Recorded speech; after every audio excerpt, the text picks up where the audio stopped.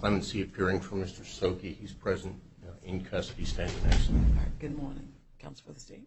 Thank you, Your Honor. Sarah Corcoran on behalf of Angel Andrews for the state.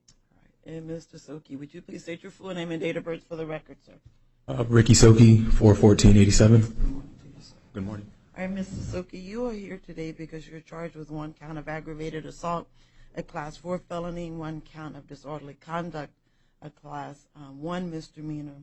Mr. Clemency, are you representing him throughout this case or just for today's hearing only? I put on my notice of appearance that I was appearing today only. Okay. I anticipate that I will at least cover the arraignment. Okay. I intend to go speak with Mr. Soqui on Tuesday to kind of figure out how far my representation may go, and I've got some ideas about that. All right. I may ultimately be NAP counsel. All right. So, but for today's hearing, the record will reflect that Mr. Clemency is representing Mr. Soqui for this hearing only. So what I will do is appoint the Maricopa County Public Defender's Office to represent him at the next hearing. And however, if you are retained, then you can file another notice of appearance. I'll talk with Ms. Parker Williams at the arraignment. All right. All right. So, Mr. Clemency, would you like to be heard regarding release conditions? And before you answer, the record will reflect that I've had a chance to review the victim impact statement. So, Mr. Clemency. Thank you, Your Honor, and let the record reflect I have not had a chance to see that. I've only seen the Form 4. Would you like to see it? If it pleases the court.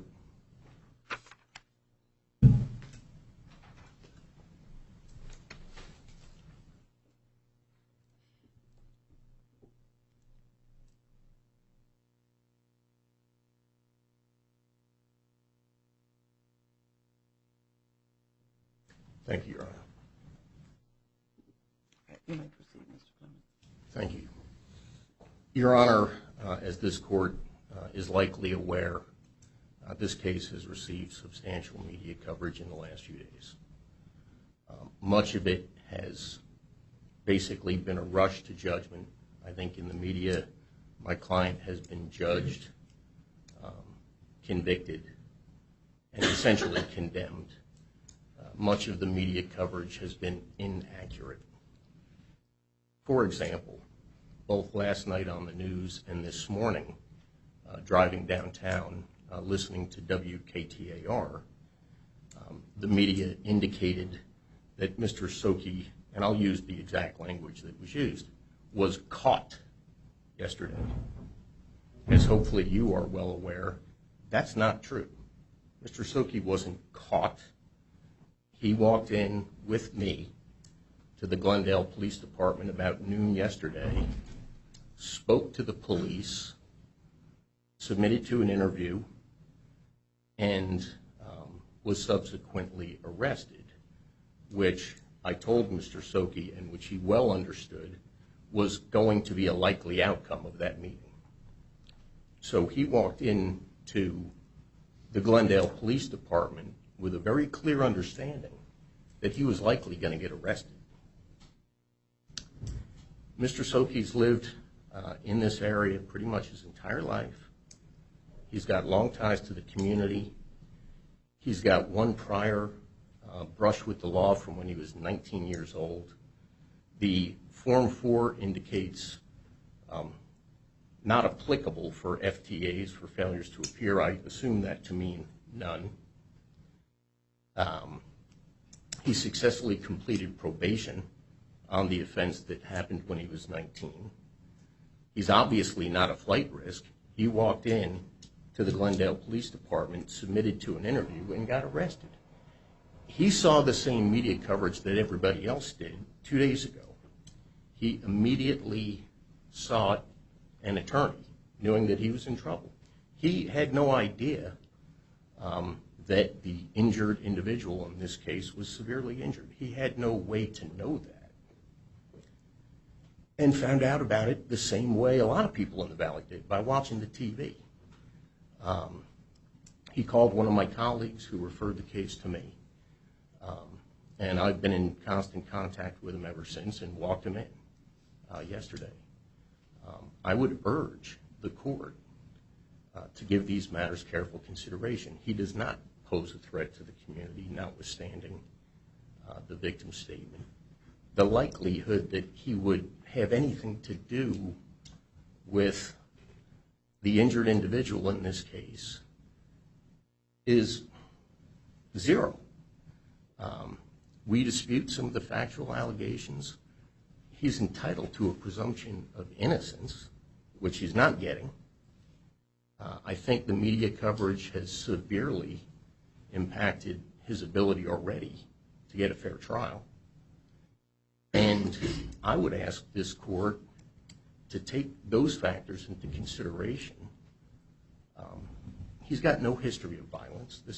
He's 32 years old, gainfully employed, with a valuable skill, has family ties, was engaged to be married. And I would urge this court to grant him release with electronic monitoring with whatever other conditions the court may deem appropriate to impose. I think that's the appropriate resolution. Allow him to go back to work, earn a living, be with his family. If the court sets a bond that he can't make, he and his family are people of modest means. If the court sets a bond that he cannot make, I mean, realistically, he will lose his job, his car, possibly his fiancée, and realistically, probably his current lawyer. I would ask the court to give him an opportunity to tell his side of the story out of custody. Counsel for the state. Thank you, Your Honor. Your Honor, the state does agree with defense counsel that if the defendant is released from custody, electronic monitoring is appropriate. However, the state also believes that a bond is appropriate in this matter. Your Honor, the state believes that the defendant is both a threat to the community and a flight risk. As far as threat to community, the probable cause statement, which is all the state and the court have to go by at this point, indicates that the defendant was the aggressor in this matter and that the victim did not attempt to fight back, and that the defendant was very violent and kept coming at the victim. The defense counsel mentioned the defendant's felony prior.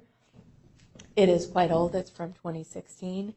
It's a theft conviction, and the state would note that from reviewing the record, the probable cause statement, or the pre-sentence report in that matter, it appears that that conviction arose from a series of home burglaries that the defendant admitted to being involved with along with his friends.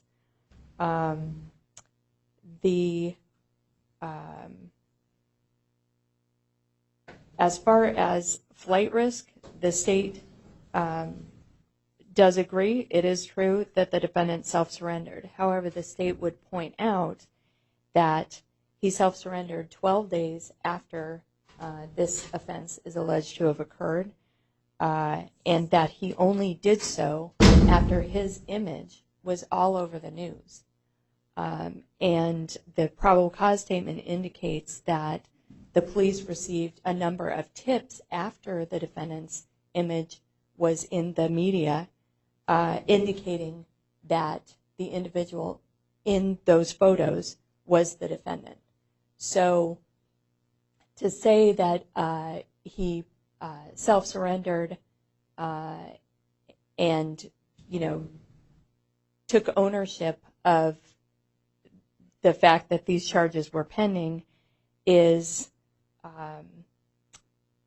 not take into account the fact that the defendant had been identified and that the police were probably very close to arresting him at that point.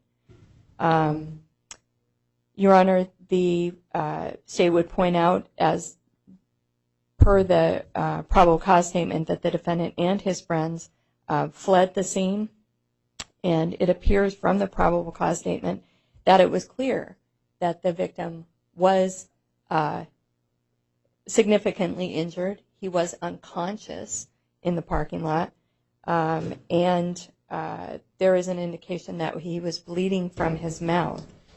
The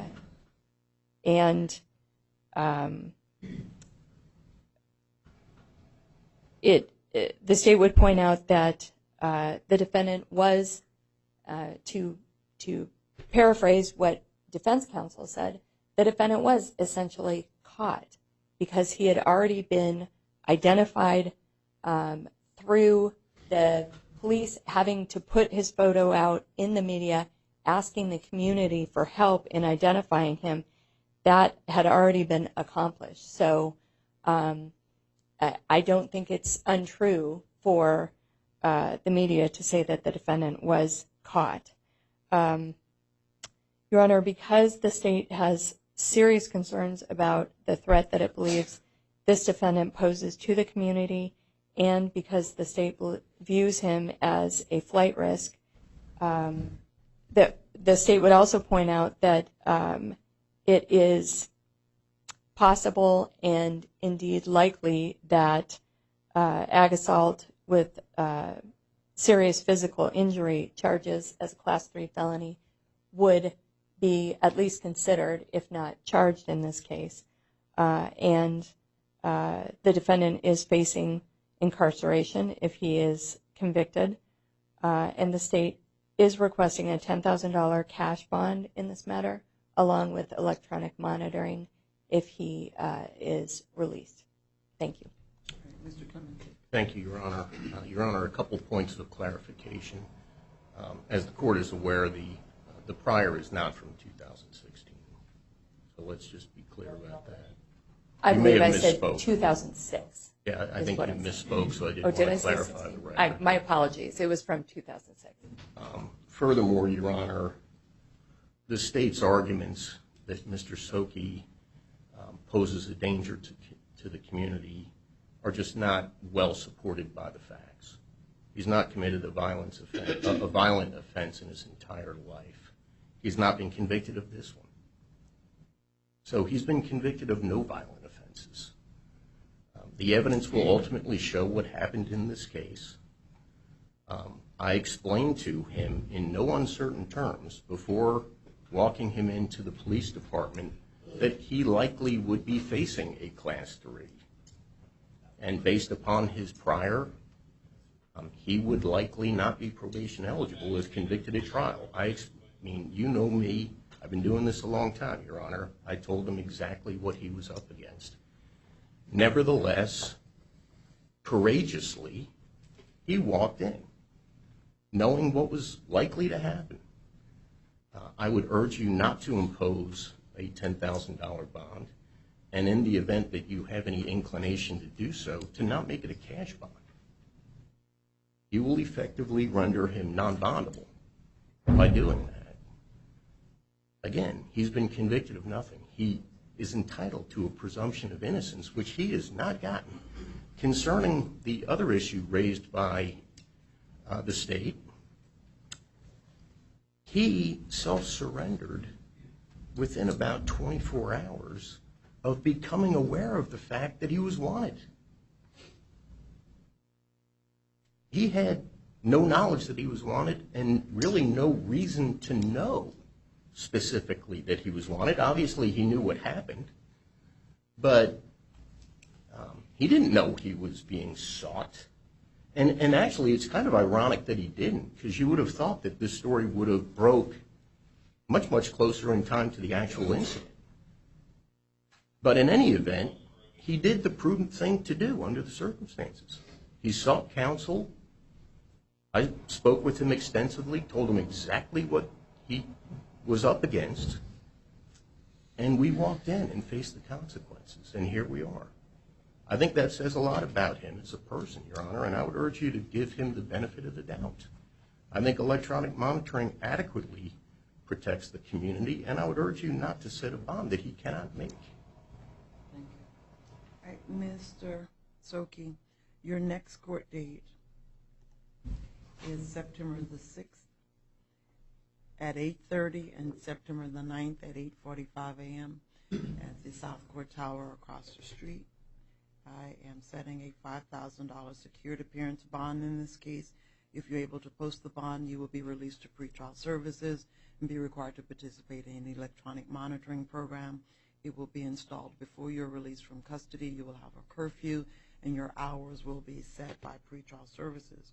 You cannot have any contact with the victim, nor can you possess any weapons or alcohol, no drugs without a valid prescription. You must provide the court or pretrial services with proof of your local address. If there is an order against harassment in place, you'll need to abide by those terms. Make sure you appear for all of your court hearings. If you do not, a warrant will issue for your arrest, and the bond that you posted, you'll run the risk of losing it. In addition, make sure you abide by all the terms and conditions of your release. If you do not, pretrial services will notify the court, and you could be taken into custody if you're found in violation of your release conditions. Do you understand, sir? Yes, ma'am. Good luck to you. Step over to my clerk, sign for your paperwork.